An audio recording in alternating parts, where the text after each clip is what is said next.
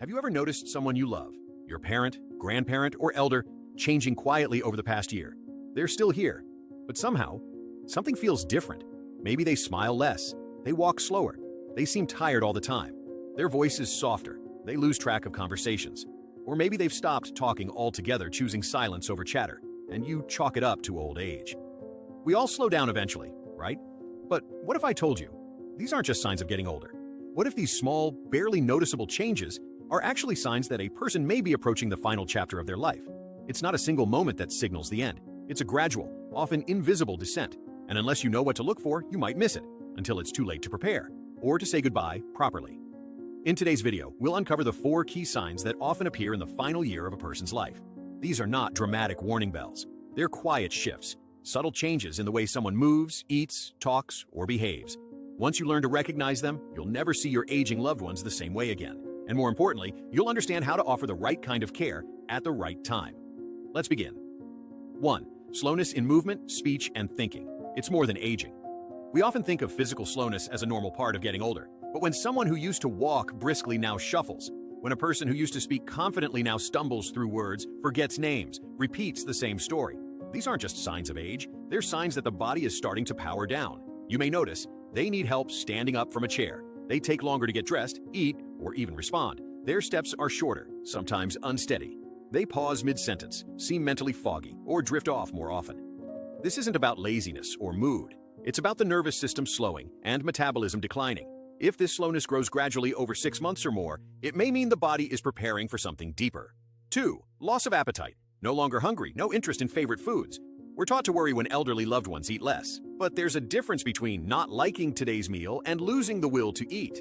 When a person eats just a few bites and pushes the plate away, says, "I'm not hungry no matter what's offered," stops craving their favorite dishes, begins losing noticeable weight over weeks or months, that's not just being picky. It's the digestive system slowing down, and sometimes the body withdrawing from survival mode. At the end of life, appetite naturally fades. The body stops demanding food. What used to nourish now feels like a burden.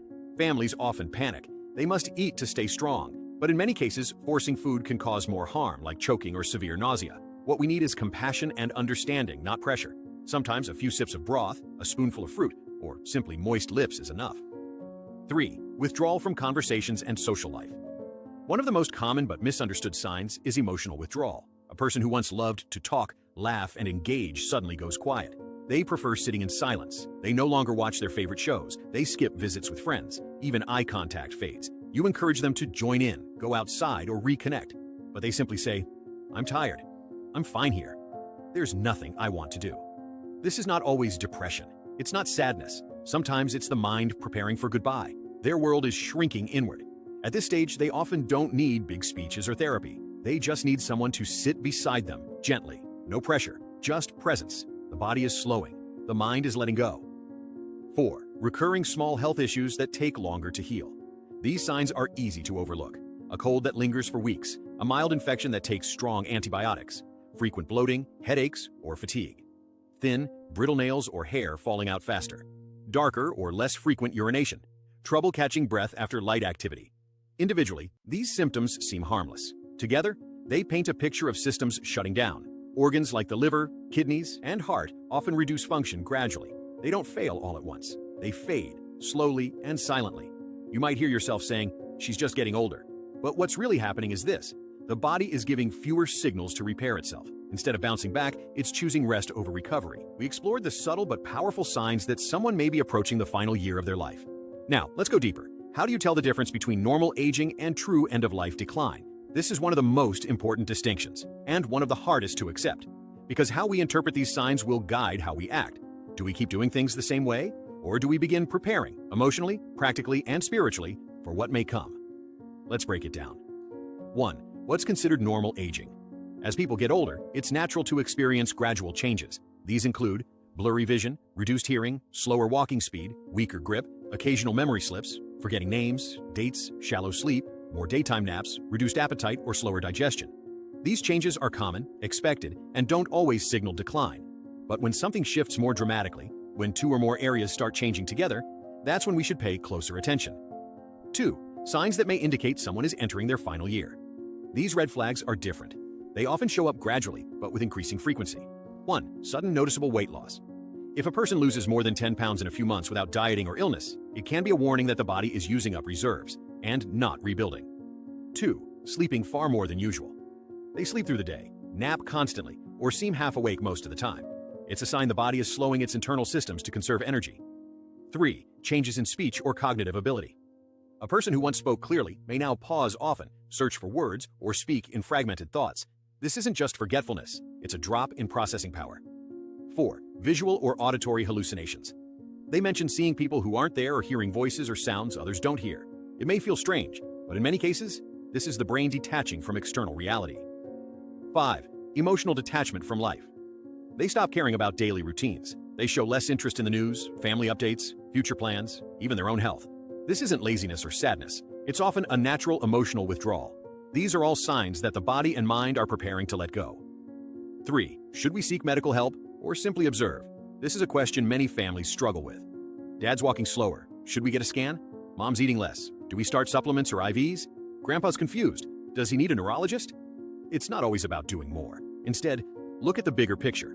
Are multiple body systems declining at the same time? Is the person's ability to care for themselves disappearing rapidly? Are these changes consistent and progressive, not just temporary?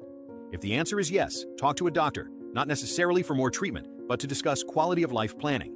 Many times the best care isn't aggressive, it's gentle, personalized, and focused on comfort. 4. Common mistakes families make. There are two major extremes. 1. Doing nothing out of fear or denial. Some families ignore clear signs because they don't want to jinx it. They delay tough conversations, avoid asking about last wishes, and wait too long to put plans in place. This often leads to rushed decisions later, filled with regret. 2. Doing too much, turning care into crisis mode. Others panic and jump into save mode. Hospital visits, tubes, medications, force feeding. Even when the person is clearly tired and wants peace. Sometimes the most loving thing isn't keeping someone alive at all costs. It's allowing them to leave on their own terms, with dignity. True care means listening to what the person wants, not what we're afraid to lose. 5. How to prepare for the final year once signs are clear. Once you begin to sense that someone may be in their last chapter, don't wait until a medical emergency forces decisions. Here's what you can do. Shift the tone of your presence. Spend time just being with them.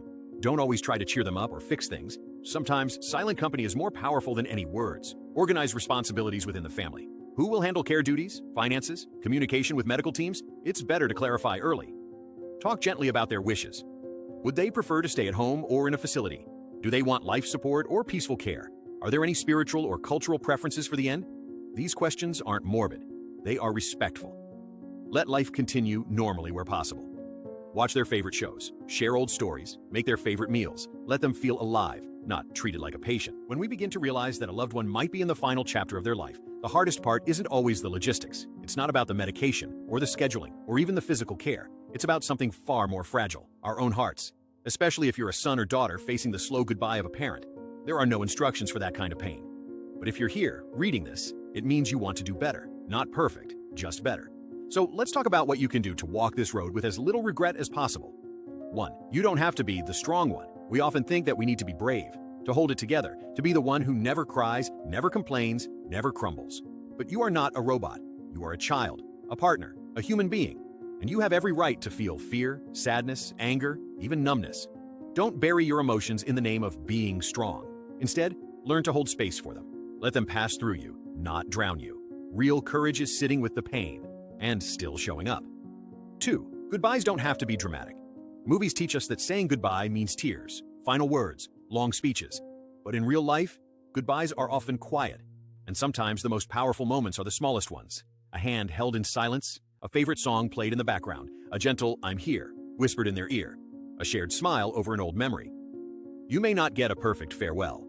Most people don't. But if you've shown up with love, even in simple ways, that matters more than any final sentence. 3. Should you tell them, "You're dying"?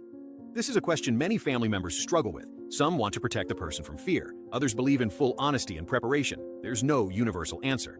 It depends on who they are. If they've always been logical and independent, they may want to know and plan.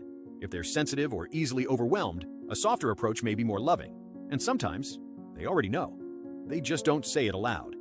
Rather than dropping the truth like a bomb, try gently opening a door. What would you like for the days ahead? Is there anything you want to take care of, just in case? Let them decide how deep they want to go. This isn't about hiding or forcing. It's about respecting who they are. 4. Don't forget, they're still living. It's easy to let the weight of "they're dying" take over everything. We focus so much on what's ending, we forget what's still here. But your loved one is still breathing, still present, still themselves, right now.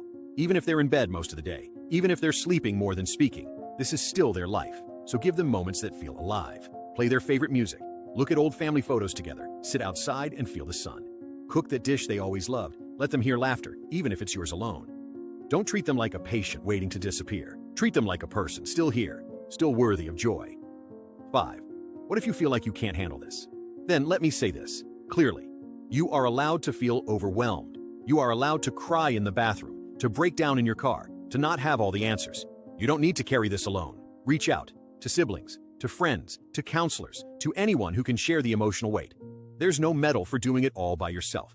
Real strength isn't about never falling apart. It's about standing back up, with help if needed, and continuing with love. Have you ever wondered what actually happens during the final days or even hours of a person's life?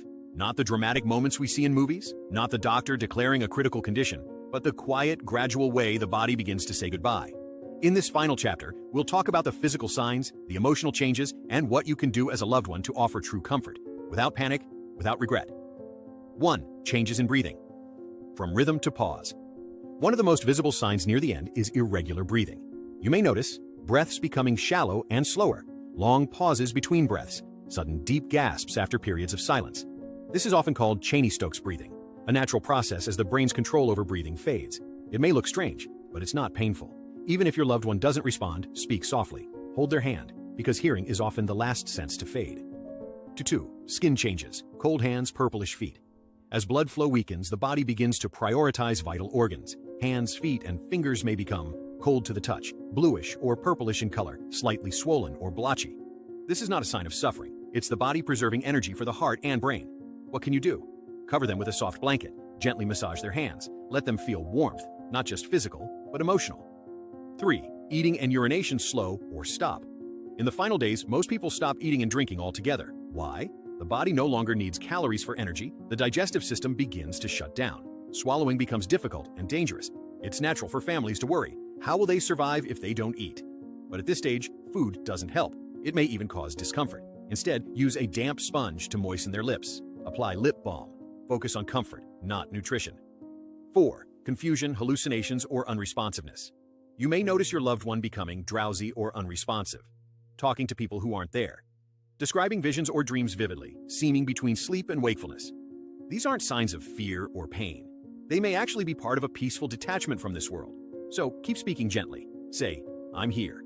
We love you. You're safe now." Even if they don't respond, your words may be felt deep within. 5. How do you know the moment has come? In the final few hours, several signs may appear. Breaths become slower and quieter. The chest may stop rising altogether. Heartbeat becomes faint, then ceases. Jaw relaxes. Mouth gently opens. The room becomes still. It's okay to cry. It's okay to be silent. Just be present. Hold their hand, kiss their forehead, say thank you, say goodbye.